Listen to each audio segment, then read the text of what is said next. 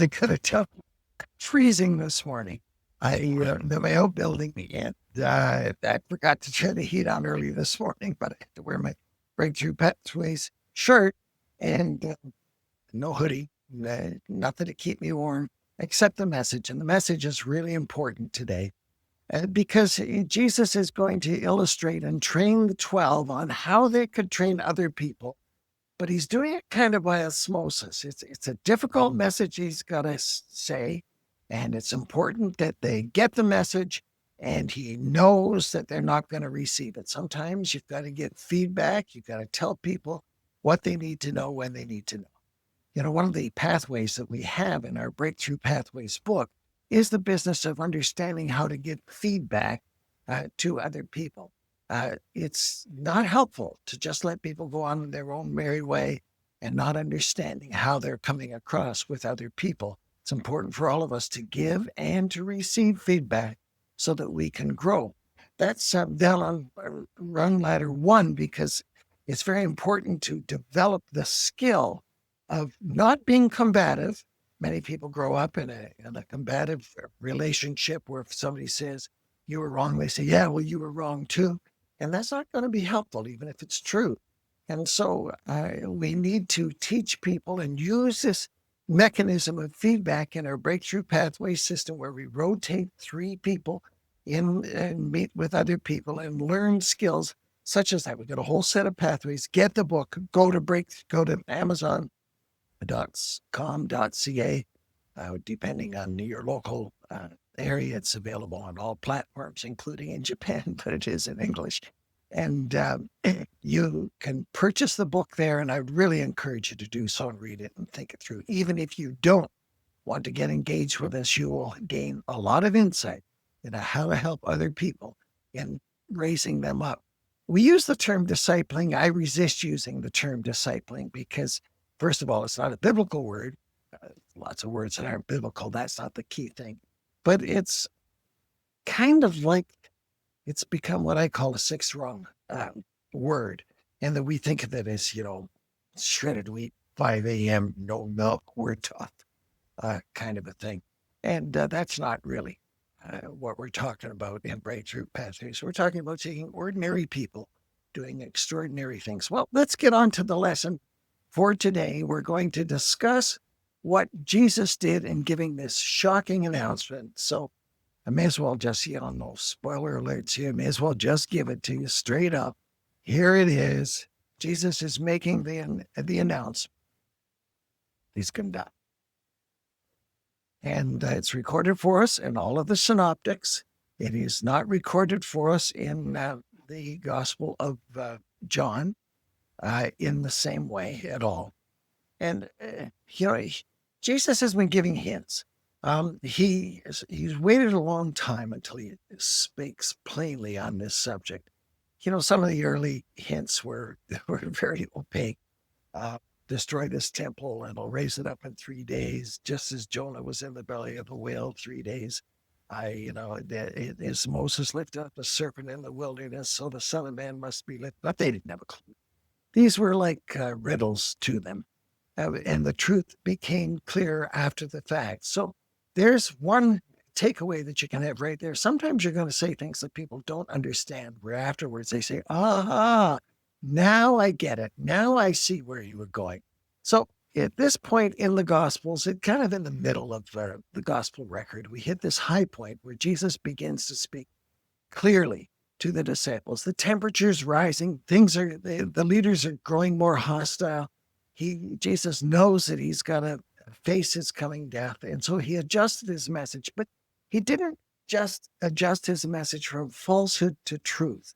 This is one of the difficulties that we have with people is they create the wrong impression. It's not only to say the right things, but to create a correct impression so that all the things that come later don't put you in the position where you have to explain away why you didn't say it.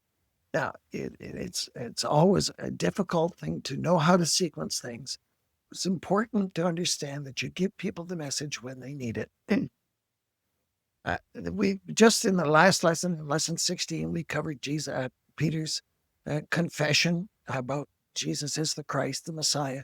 solidified with the 12 disciples that they identified Jesus not as one of the prophets, but as the one and the only. And that's so important for as a foundation for our Christian ministry and living and moving forward. I met a young man who actually came to our church, and he'd been a bouncer. He was a bouncer in a nightclub. And he was very intrigued by the Christian message. And his perspective was, well, I wanted to really check this out to see if this is the route to go. Well, I knew at the time it was going to be difficult to get him focused, because he was saying, well, I'll examine this route, I'll examine that route. I'm not sure, but I'll listen. But he really didn't get to a place where he understood that Jesus was the only way. Now, Peter's confession has shown that he was ready and that the others were around him ready. Got to go back. You got to check out Caesarea Philippi. You got to go and look at the videos at that place there, the gates of hell. And get the videos on YouTube. Somebody leave this for now. Go to another tab and just go search on Caesarea Philippi, and you'll see some tour guides having been there, and they describe some of the amazingly pagan and disgusting kinds of things that were going on at that time. And setting that confession up against it was a wonderful thing to do. But we're following that now. And Jesus is making a clear statement about what's going to happen. He is not in this kind of opaque mode of saying, as Moses lifted up the serpent in the wilderness, so the Son of Man must be lifted up. They wouldn't understand that. But he's saying very clearly in these passages, as I said at the beginning, or showed you on the screen at the beginning, that there's 5 things that he says quite clearly. He's got to go to Jerusalem. Why Jerusalem? It was the center. He had spent so much of his time in his ministry up in the Galilee area, even going up to Caesarea Philippi, way up above the Sea of Galilee, but up in that region, going from village to village, town to town. Now he was going to the heart of the matter and to the center.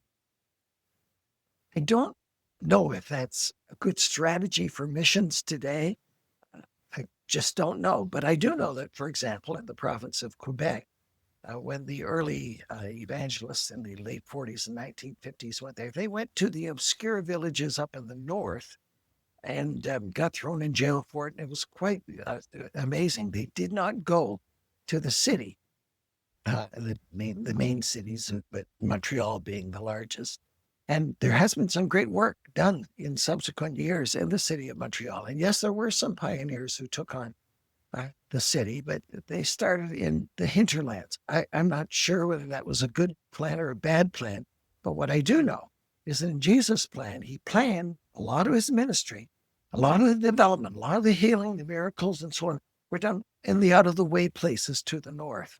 And then he knew that he had to go to Jerusalem, and he was going to suffer many things. He didn't delineate what the many things were.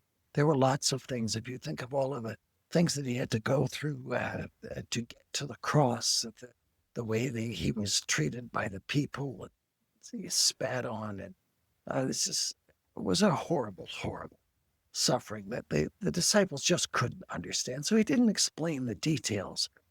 He did explain that the resistance was going to come from the key people in Jerusalem. He was going into the heart of Judaism, and the leaders of Judaism were going to plot against him and use their imaginations to get the Romans on board, who didn't really want to kill him, but it was an awkward situation for them, so they did what was politically expedient for them. Jesus is explaining that the religious leaders aren't going to get it. That's often a difficult thing for somebody who's approaching ministry to understand. They grasp it, and then they say, why doesn't that pastor over there get this? Why? Don't try and figure it out. The other guy's got to walk his path. You got to stay in your lane, and you got to teach people who follow you that they got to stay in their lane. If they worry about the other guy that they looked up to who fell or who changed his theology or something, and he's gone away or he quit. Don't let that eat your lunch. This is about you and your life and wherever you're at. And it's so important, if you're going to get a breakthrough in your own life, that you get the eyes on the road in front of you, not the road in front of somebody else, what you think it should be. Jesus is saying he's going to be killed. Now, this is a bizarre thing for them to understand. They've accepted that he's the Messiah. He's going to get everything right. They have no idea there's going to be the death of their vision when they come to the place of, yes, he's going to take over. He's the spiritual leader, but he's going to be the political leader, and we're going to be there with him, and we're going to be on the team. It's all exciting. And he says, no, I'm going to die. But there's hope in the end. He's going to rise again. So those 5 things are the things that Jesus passes on to them, and it doesn't go over very well. Every piece of this mattered. Jesus was sharing the detailed pieces here, and he's predicting his death. That was the hard part. But the disciples couldn't get it. They hoped, they thought he was wrong. It made no sense to them at all that Christ would die. They weren't even ready to understand that piece of it. They were ready to understand that he was the Christ, but not that he would have to die. The real meaning of his death, Jesus doesn't go into the details saying he's going to die for the sins of people. And, he's the answer in that sense.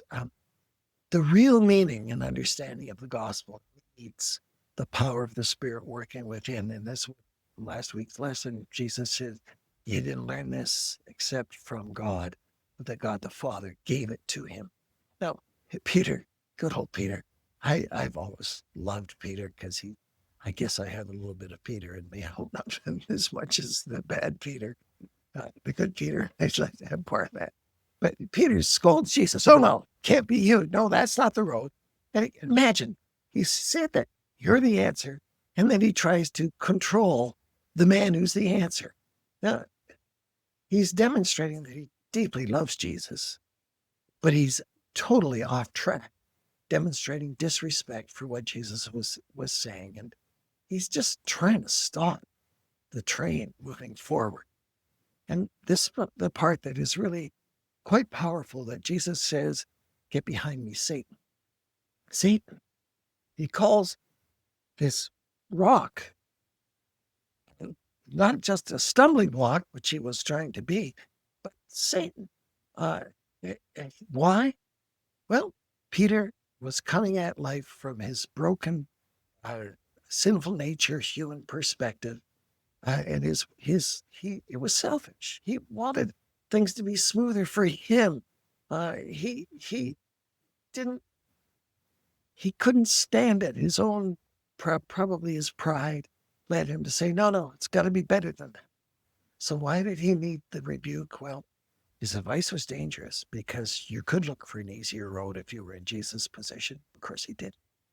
But Satan, back in the day, had told Jesus, look, I'll take care of this for you. If you only just do this, then I'll give you that. Satan believed that everybody had their price, that if you paid enough, that they would give up on their faith. So this temptation that Peter has to say, no, let's find an easier way. It's really speaking in Satan's voice, like it was at the temptation near the beginning of Jesus' ministry. And you can avoid all of this. You don't have to do this. But Jesus did face it. And at the end, he did win. And Jesus, hesitatingly, he said, not my will, but your will be done, is indicating that, and I've never understood this, I don't expect I ever will, that he speaks of his own will compared to the Father's will, the Father with whom he said he's one, and yet the wills had a division, not my will, but your will. And eventually, he as he prays it through, he was a great example for the disciples, for them and for us today. He prays it through. He said, nevertheless, I'm going with your plan. And it is only through the cross. Praise the Lord. It's only through the cross that I have salvation.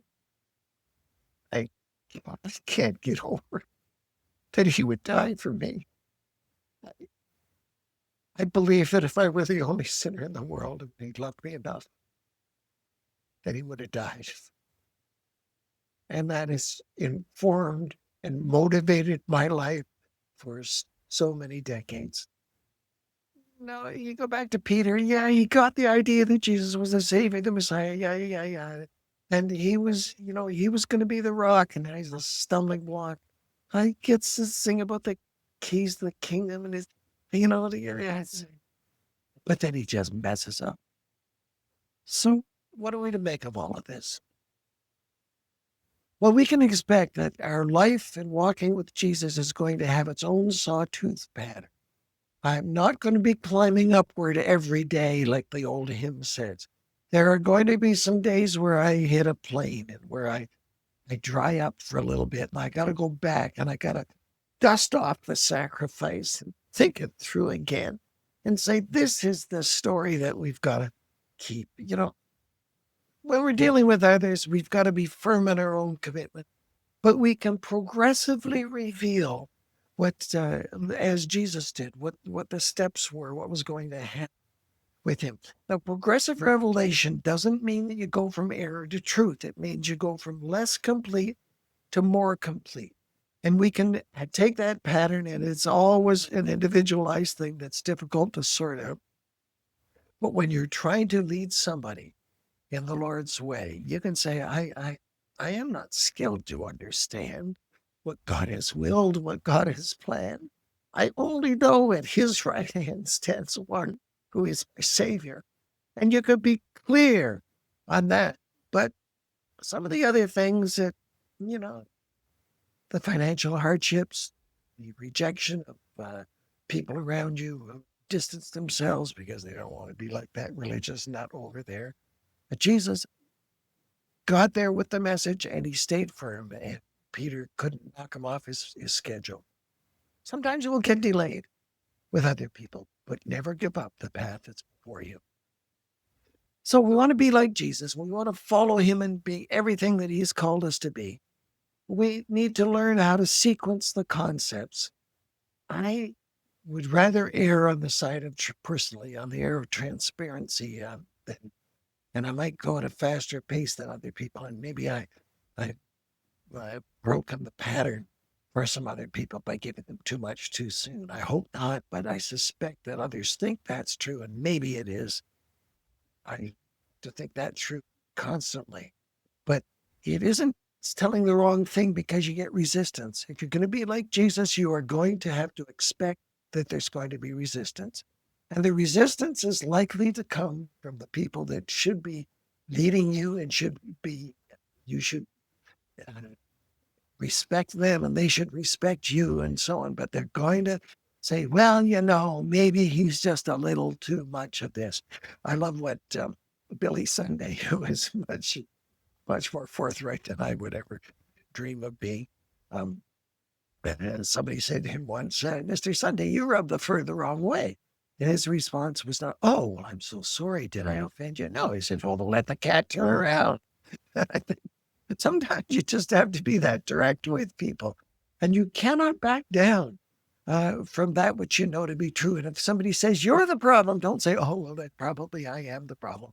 If you're quite convinced in your heart and your own conscience that you've done all that you can do in the best way that you can, and you've asked for forgiveness for the things that are clear to you, that God has made clear to you, and then you can say, no, your diminished attitude towards me and the gospel will never be true. You've got to be the kind of individual who, like Jesus, faced reality and taught the disciples that they too had to face reality. They didn't do well until after the resurrection. But they still had been given that message by the Father in heaven. And it's so important that we actually expect that while we can not tell them everything, that we don't filter things out for the purpose of conveying something that's not true. And there's a whole range of things. I'd love to give you 10 points on that, but we're out of time. So we'll catch you next week and we'll carry on with this whole business of facing the cross. And I'd love for you to spread the news with other people. Won't you do that? Won't you tell someone to come along and listen to this message and then sit down with them over a cup of coffee, perhaps, and have a discussion about how these things might be understood and integrated into their own life. It's so important that we do that with other people. See you next week.